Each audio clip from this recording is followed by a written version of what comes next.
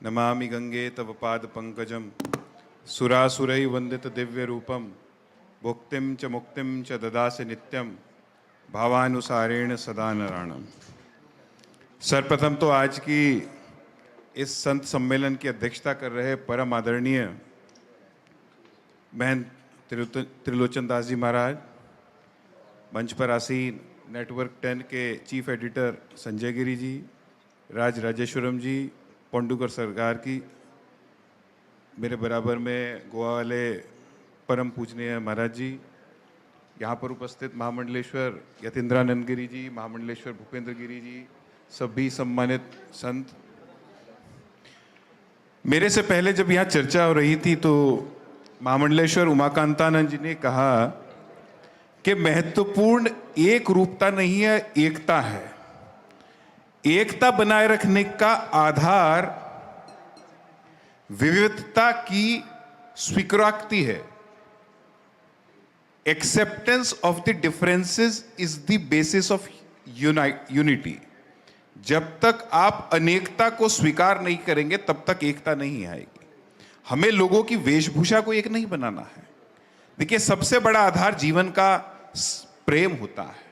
जब हमें किसी व्यक्ति से प्रेम होता है तो उसकी अच्छाइयां भी और बुराइयां भी दोनों हमें स्वीकार होती है। विश्व का सबसे बड़ा प्रेम मां का प्रेम होता है। मां अपने बच्चों को हर स्वरूप में स्वीकार करती है। विश्व का सबसे बड़ा प्रेम गुरु का होता है। गुरु अपने शिष्य को पूर्णता से स्वीकार करता है। दुनिया में अगर एकता लानी है तो सबसे पहली बात इस दुनिया को, विश्व को सिखाना होगा कि हमें अनेकता का, डिफरेंसेस का सम्मान करना है। और हमें यह स्वीकार करना पड़ेगा कि दुनिया में कोई भी दो लोग एक से नहीं होते। जब हम किसी भी व्यक्ति से इस स्वीकारोक्ति के भाव से अपने दरवाजे मन मस्तिष्क के खोल के मिलेंगे तो वो इस विश्व में एकता का आधार बनेगा। मैं मां गंगा के तट पर आता हूं। मां के आंचल की तरह मां अपने तट पर आए हुए अपने पुत्र पुत्री में कोई भेद नहीं करता। सभी गंगा पुत्र और पुत्री उसी बहते हुए जल में बिना किसी जाति के, बिना किसी क्षेत्र के, बिना किसी आयु के भेदभाव में एक साथ स्नान करते हैं। और कमाल की बात यह है कि किसी के मन में यह भाव नहीं आता कि ये मेरे बराबर में नहा रहा व्यक्ति या मेरे बराबर में पूजा कर रहा व्यक्ति कौन सी जाति का है, कौन से क्षेत्र से है, कौन से पंथ से है।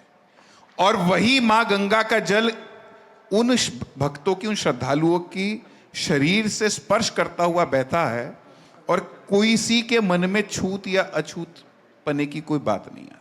तो मैं मां गंगा के उस तट से आता हूं। अभी जर्मन की संसद में मेरा एक संबोधन हुआ और मैंने वहां खड़े होकर कहा कि मां Ganga has this gratitude of love. She does not discriminates.